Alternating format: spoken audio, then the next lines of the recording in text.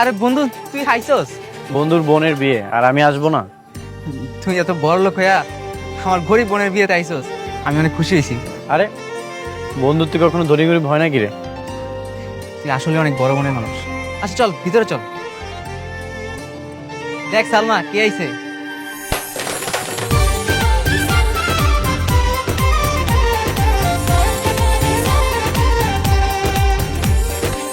তোরে কইছিলাম না আমার বন্ধু আদনান আইবো? এই হইছে আদনান। বন্ধু, আমার বোন সালমা। আসসালামু আলাইকুম ভাইয়া। ওয়ালাইকুম আসসালাম। আচ্ছা থাক তাহলে, যে কোনো সময় কাজে আয়া করবো। চল বাইরে যাই।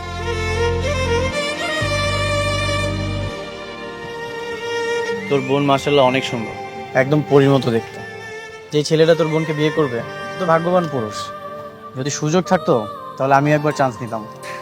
কি যে কস না, দোয়া কর সব যাতে ঠিকঠাক হয়ে যায়। কথা ছিল মোটরসাইকেল দিবেন, বিয়ের আগেই আমি মোটরসাইকেল চাই, নাইলে এই বিয়ে হইব না। বিশ্বাস করেন ভাইজান, আমি লোন উঠাইতেছি, এক সপ্তাহের মধ্যে লোনটা হয়ে গেলে আপনার মোটরসাইকেল আমি কিনে দেবো। রাখেন মিয়া আপনার এই সব বিশ্বাসের কথা, এই সব কথা বাদ দেন। মোটরসাইকেল দিবেন, না হলে এই বিয়ে হইব না। আর একবার যদি বিয়ে হয়ে যায় আমি মোটরসাইকেল পাবো? ভাইজান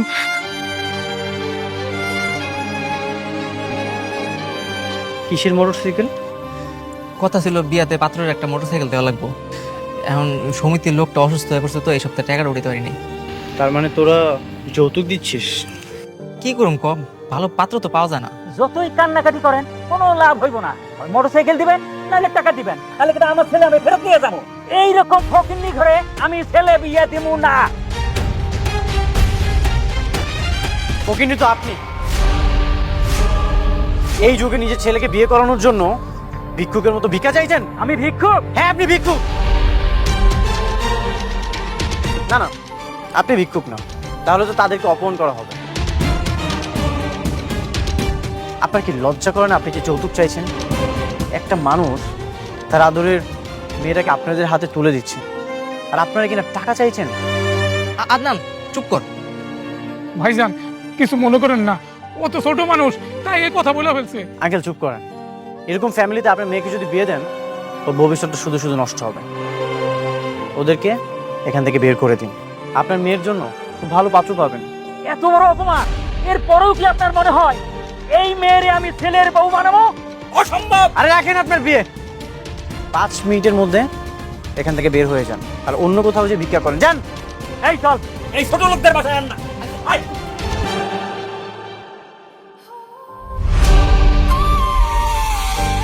এটা কি হইলো? এইটা তুই কি করলি আদনান? তুই জানোস কত কষ্ট করে এই পাত্র ঠিক করছিলাম, আর তুই বিয়েটা ভাঙা দিলি। তুই আমাকে এত বড় ক্ষতি কেন করলি? আমি কোনো ক্ষতি করিনি, তোর বোনের বিয়ের জন্য অনেক ভালো পাত্র পাবে। পাত্র? আমার বোন এখন বিয়া করবো কে? কই পাবো পাত্র? মুখে কয় যতটা সহজ, বাস্তবতাটা কিন্তু অত সহজ না। তুই করবি আমার বোনের বিয়া?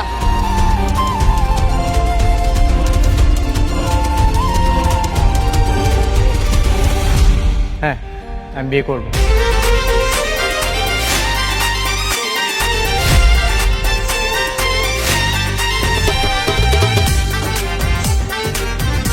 তোর বোনকে যখন প্রথম দেখেছিলাম তখন আমার অনেক ভালো লেগেছিল। দেখ, জন্ম মৃত্যু বিয়ে সব কিছু তো আল্লাহর হাতে। তোর বোনকে হয়তো আমার ভাগ্যে লেখা ছিল। তুই এত কোটিপতি বাবার সন্তান, তুই আমার গরিব বোনের কেন বিয়া করবি? আমি তাকে ভালোবাসতে চাই, সারা জীবন একসাথে থাকতে চাই।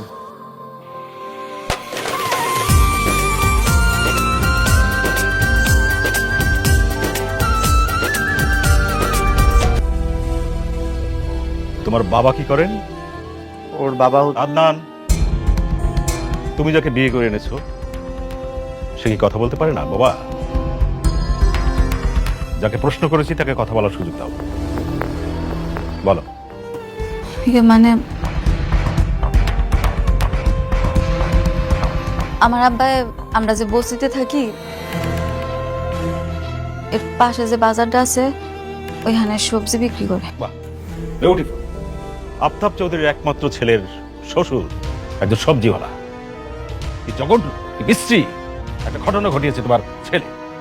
বাবা, তুমি কিন্তু আমার ওয়াইফের সামনে তার বাবাকে অপমান করছো, এটা কিন্তু একদমই ঠিক না। চুপ করো তুমি। লাখ লাখ টাকা খরচ করে তোমাকে লেখাপড়া শিখিয়েছি, অথচ নিজের আত্মসম্মানটুকু তুমি শিখতে পারোনি। কি বলতে চাও তুমি বাবা? একটা বস্তি সবজিওয়ালা মেয়ে এই বাড়ির পুত্রবধূ হতে পারে না। তুমি আজই ওকে ডিভোর্স দিবে এবং ওর সবজিওয়ালা বাবার কাছে ফিরিয়ে দিয়ে আসবে। অসম্ভব। আমি ওকে বিয়ে করেছি, মৃত্যু আগ পর্যন্ত আমি ওর পাশে থাকবো। আদনান, তুমি ভুলে যেও না তুমি আফতাব চৌধুরীর একমাত্র সন্তান এবং তোমার বাবা এক কথার মানুষ, সেটা তুমি ভালো করে জানো। আমিও তোমার মতো এক কথার মানুষ বাবা। তুমি যদি আমাদেরকে মেনে না নাও তাহলে বাসা ছেড়ে চলে যাবো। আদনান, তুই এসব কি বলছিস বাবা? ঠিক আছে, তুমি বেরিয়ে যাও। তোমার মতো সন্তান আমার দরকার নেই।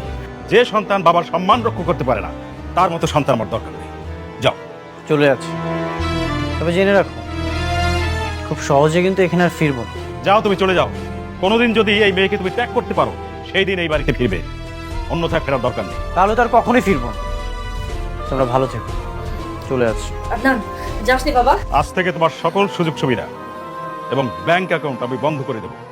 তোমার যা ইচ্ছে তুমি তাই করো।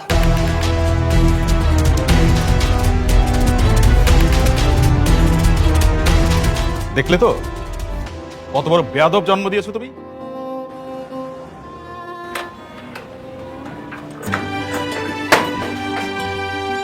তোরা কিন্তু চাইলে আমগুলোকে থাকতে পারতি, আমি আর বাবাই তো থাকি। না মামুন, আমি সালমাকে বিয়ে করেছি, আমি ওকে আমার কাছেই রাখবো। কোনোভাবেই চাই না বিয়ের পরও সালমাকে কেউ কোনো ধরনের কথা শোনাবে। কে কি করবো? কেউ কিছু করবো না। আচ্ছা বাদ দে, আমরা এইখানেই থাকতে পারবো। দেখি যত দ্রুত সম্ভব একটা চাকরির ব্যবস্থা করতে হবে। চাকরিটা হয়ে গেলে তারপর একটা ভালো বাসা দেখে ভাড়া নিয়ে নিব। আচ্ছা ঠিক আছে, কোনো সমস্যা হলে জানিস কিন্তু। ভাইয়া, আব্বার দিকে খেয়াল রাখিস। আব্বা তো খালি কান্না করে। আব্বারে কইস কান্না না করতে। যদি কিছু লাগে তাহলে আমি তো এখানে আছি, এখানে আমার লগে দেখা করে দেবো। আচ্ছা ঠিক আছে, ঠিক আছে, আমি তাহলে যাই। নে, ভালো থাকিস, যাই।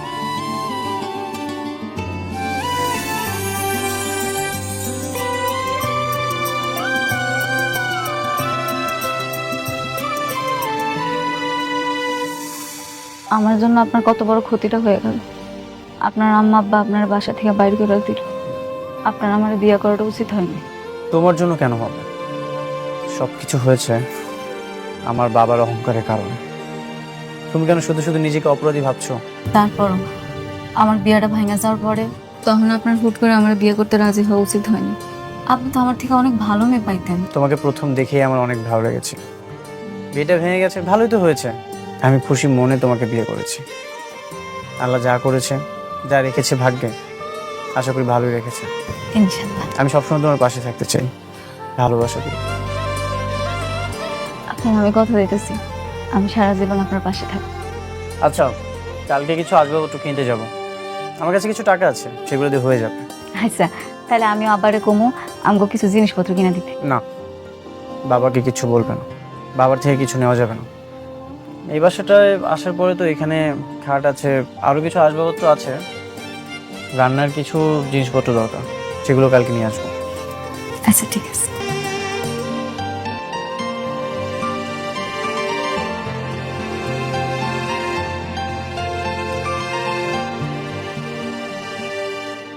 সালমা, এই সব কিছু নিয়েছি, আমার অনেক পছন্দ হয়েছে। আপনি কি পারবো? এত কিছু কেন নিছেন? এত কিছু কি লাগবো আমাকে? কি বলতেছো তুমি? আমাদের নতুন সংসার না, এগুলো তো আমাদের অবশ্যই দরকার। দেখো, একটাও কিন্তু অপ্রয়োজনীয় না। সবগুলো অপ্রয়োজনীয়। আপনি কেন বুঝতেছেন না? এখন আমাকে হিসাব করে চলতে হবে। তাই বলে আমাদের সংসারটা সাজাবো না? ভাইজান, আপনার হিসাব ঠিকই আছে। ভাবি মনে একটু বেশি কিপটা। না ভাইয়া, আমরা কিপটা না, আমরা গরিব।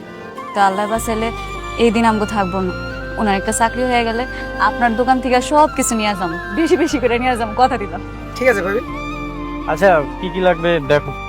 শোনেন, আমি আপনারা বুঝায় বলতেছি। আমগো আপনি 2টা প্লেট দিবেন, 2টা চামচ, একটা কড়া দিবেন, আর হচ্ছে একটা ভাত রন্ধনের পাতিলা দিবেন। এই কটা দিলেই হবে। আচ্ছা ভাবি, ঠিক আছে, দিচ্ছি।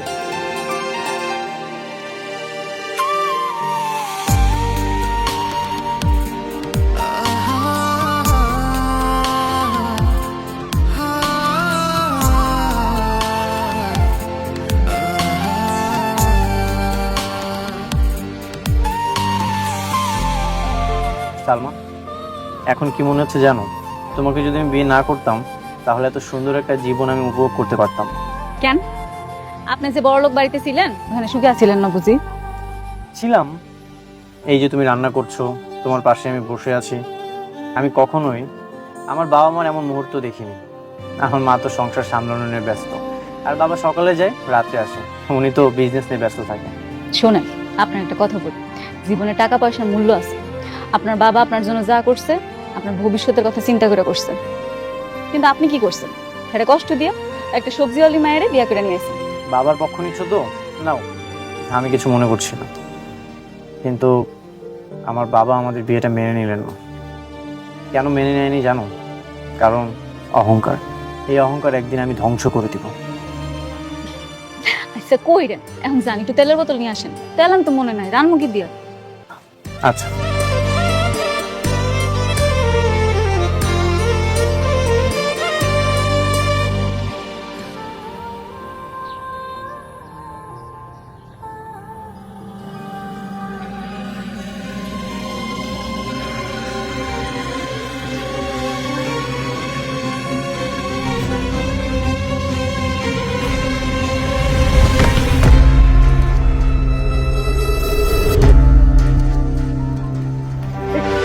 সালমা, সালমা, কি হয়েছে তোমার?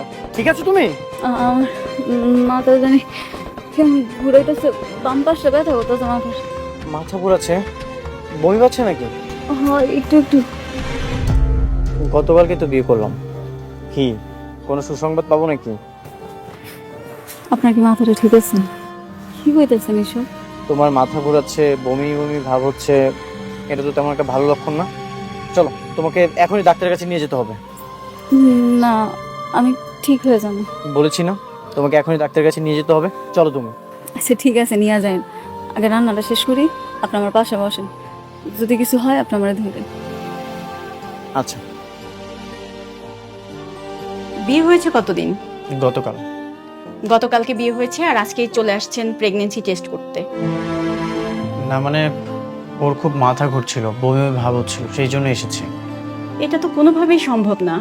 আপা, কি বলে আপনার হাজবেন্ড এগুলো? ম্যাডাম, আপনি একটু টেস্টের রিপোর্টগুলো দেখেন না, সব কিছু ঠিকঠাক আছে কিনা। অনেক সময় বিয়ের আগে প্রেমিক প্রেমিকা শারীরিক সম্পর্ক করে বিয়ে করে, সেক্ষেত্রে বিয়ের পরে প্রেগনেন্ট হওয়ার একটা বিষয় থাকতে পারে। আপনারা কি প্রেম করে বিয়ে করেছেন? না না, ওর সাথে প্রথম দেখাতেই আমার বিয়েটা হয়েছে। এর আগে আমরা কেউ কাউকে চিনতাম না। তাহলে বাচ্চার কথা কেন আসতেছে? আচ্ছা আপা, আপনার কি বিয়ের আগে কারোর সাথে কোনো রিলেশন ছিল? আই মিন তার সাথে শারীরিক সম্পর্ক? যে এগুলো আপনি কি করতেছেন? বিয়ের আগে তো আমি ছেলেগুলোকে ঠিক মতো কথাই কইতাম না, আর শারীরিক সম্পর্ক তো অনেক দূরের কথা। ম্যাডাম, এই যে রিপোর্ট। আচ্ছা, ইউরিন টেস্টের রিপোর্ট চলে আসছে, আমি একটু চেক করে দেখি। হ্যাঁ, তুমি কোনো চিন্তা করো না, ভালো কিছু হবে। তারপরে একটু টেনশন লাগতেছে। আপনি প্রেগনেন্ট না, সব কিছু স্বাভাবিক আছে, কোনো সমস্যা নাই, আর বাচ্চা পেটে আসা এত সহজ না।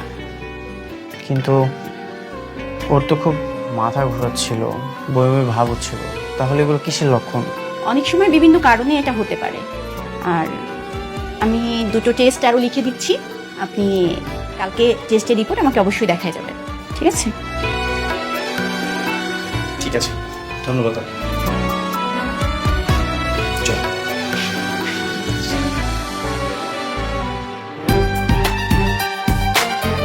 সালমা, দোয়া করো আজকে যেন চাকরিটা হয়ে যায়। চাকরিটা হয়ে গেলে আমাদের অভাবের দিন আর থাকবে। ইনশাল্লাহ, আমার মন বলতেছে তোমার চাকরিটা হয়ে যাবে। ও, আজকে তো ডাক্তারের কাছে যাওয়ার কথা, তাই না? ও হ্যাঁ, সমস্যা নাই, ভাইয়া আছে না, আমি ভাইয়া নিয়ে চলে যাও। ঠিক আছে, তাহলে তো কোনো সমস্যা নেই। সাবধানে যেও, আর আমি রাতে এসে সব শুনবো। ঠিক।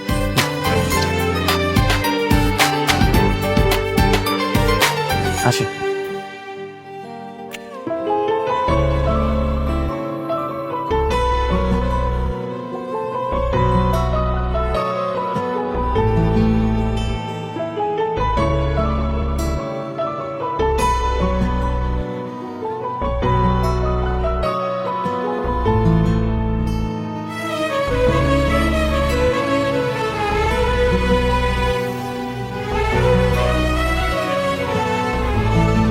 ভাই এখানে কোনো চাকরি হবে? না ভাই, এখানে কোনো চাকরি হবে না।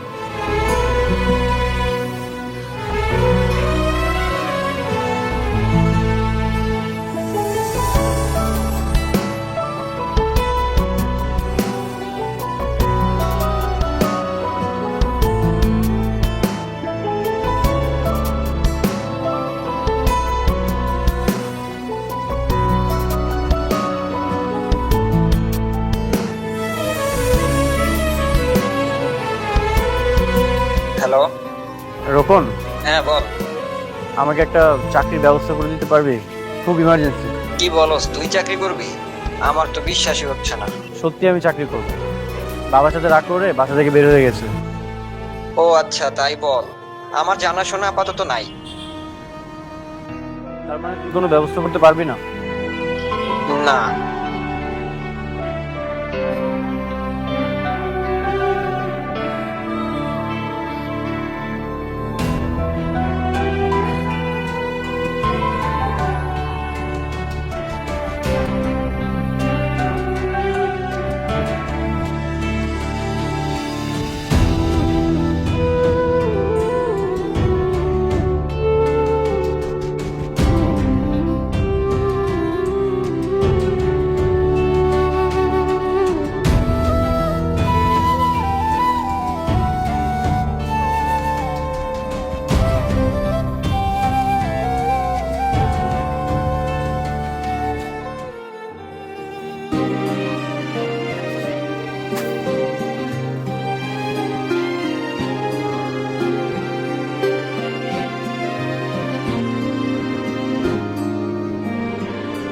কি ব্যাপার, তোমার এমন দেখাইতেছে কেন?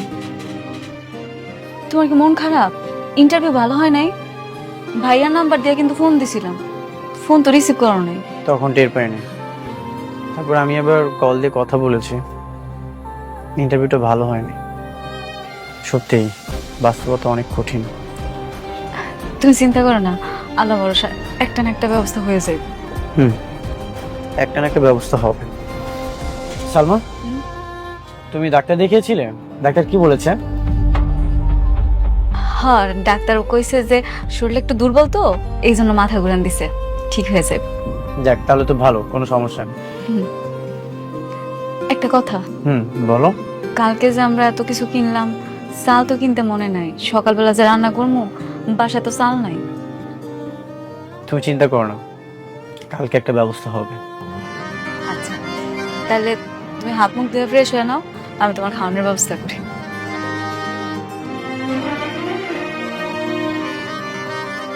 যেভাবেই হোক একটা চাকরির ব্যবস্থা করতে হবে।